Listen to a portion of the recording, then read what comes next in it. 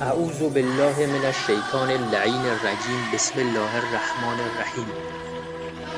آیا دوست دارید که هیچ فقیر و گرسنه و عریان و مقروض و ستم دیده و اسیر و بیماری در روی کره زمین نباشه و هیچ جنگ و ظلمی در جهان نباشه و هیچ گمراه و گمراه کننده و مستضعف و کافر و ناصبی در دنیا نباشه و ریشه فقر و تبعیض و ظلم و بیماری و فساد و انحراف و گناه از روی کره زمین برچیده بشه و بالاتر از همه اینها کره زمین تبدیل به بهشت بشه؟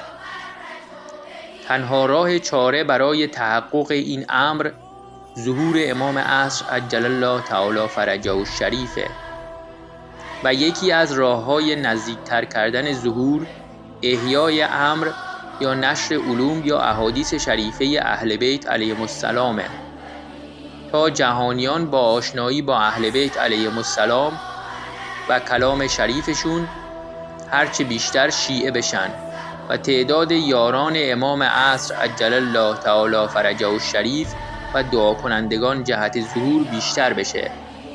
حال چه کسی در این عصر بهتر و بیشتر و کاملتر از همه امر اهل بیت علیهم السلام رو احیا میکنه جز علامه الله یاری؟ پس کمک به علامه الله یاری یعنی کمک به امام عصر عجل الله تعالی فرجه الشریف و نزدیکتر کردن ظهور. تا حالا بهش کمک کردی؟